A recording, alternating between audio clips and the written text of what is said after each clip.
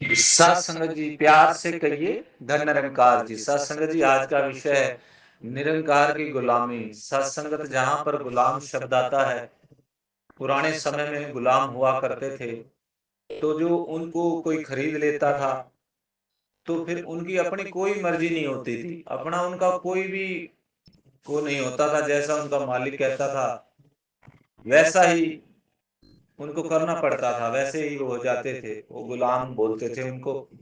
तो आज सत्संगत निरंकार की गुलामी की बात हो रही है।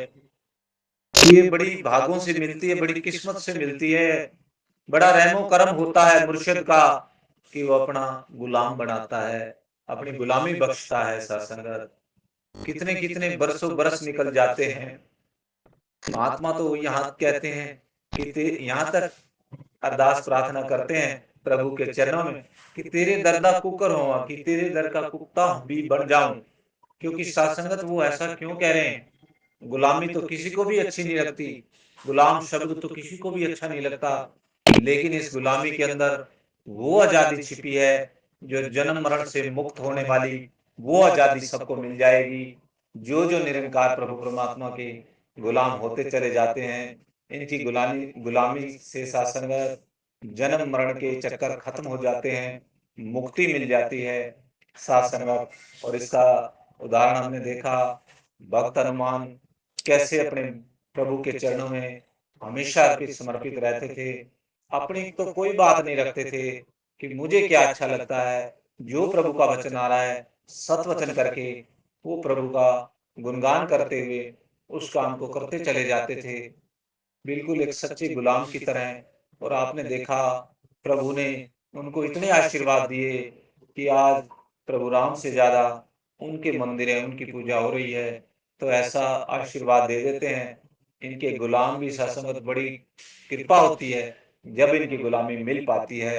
वरना तो इंसान सत्संगत आज मन का गुलाम बना हुआ है। जैसा जैसा उसका मन कहता है विपरीत दिशाओं की तरफ जाता है, विपरीत विचारों की तरफ जाता है, कहीं नशों में पड़ जाता है, कहीं और भी नेगेटिव बातों की तरफ, या और कुछ नहीं मिला तो एक अंधी दौड़ में भागने में कमाने में लगा हुआ है। और उस कमाने में उसको कैसे कैसे तरीके भी अपना रहा है, किसी का अहित भी कर रहा है, और वो दुखी हो रहा है, परेशान हो रहा है। उसके पास सारे संसाधन हैं, गाड़ियां हैं, बंगले हैं, सुख है, पुत्र हैं, स्त्री है, सब कुछ है उनके पास, लेकिन मन से सुकून गायब है।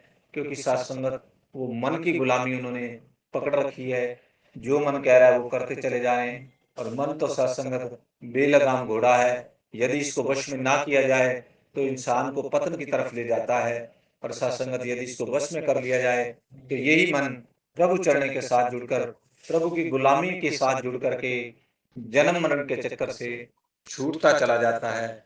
आओ सत्संग में शुक्राना करें कि सच्चे पातशाह आपका ये आशीर्वाद मिले कि हम आपकी सेवाएं, जो अभी समागम चल रहा है, आपके कहे अनुसार, आपके वचन के अनुसार, हमारी मैं उसमें ना हो, आपका ही सब वचन आगे रखते हुए हम पूरे समर्पित भाव से आपके गुलामी कर पाए, आपके दर की चाकरी हमें मिले, ये हम झोली फैला करके मांगते हैं।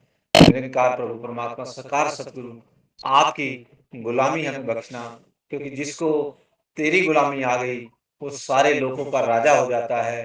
राजा सारी दुनिया दा है, राज जो एदा जान रहे। जिसने ये राज जान लिया कि प्रभु के गुलामी के अंदर मुक्ति है, उसने सारे राज जान लिए। वो ब्रह्मज्ञानी संत ऐसे उच्च अवस्था को प्राप्त हो गया कि आना जाना मुक गया, उसका जन्मना मरना मुक गया, क्योंकि उसको प्रभु की गुलामी मिली, प्रभु की आशीर्वाद मिले। साथ संगत ऐसी है इसकी असीम आनंद देने वाली ये गुलामी।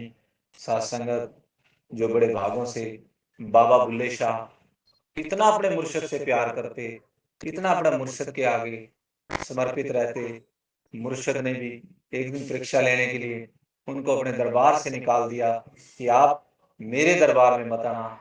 लेकिन फिर भी उनको गुरु से इतना प्यार कि वो स्त्री का वेश बना करके, मुंह को ढक करके, पैरों में घुंघरू बांध करके अपने गुरु का गुलाम बनते हुए आके उनके दरबार में नाचने लगे। गुरु प्रसन्न हो गए, आशीर्वाद दे दिया। जाओ तेरी इस लोक में भी मुक्ति, परलोक में भी मुक्ति, जाओ तुम बंधनों से छूट जाओ, ऐसे प्रभु का भगत बन जाओ। ऐसे उनको हम आज तक याद कर रहे हैं, क्योंकि वो एक सच्चे गुलाम की तरह मन की गुलामी छोड़ करके प्रभु की शरण में आ गए थे।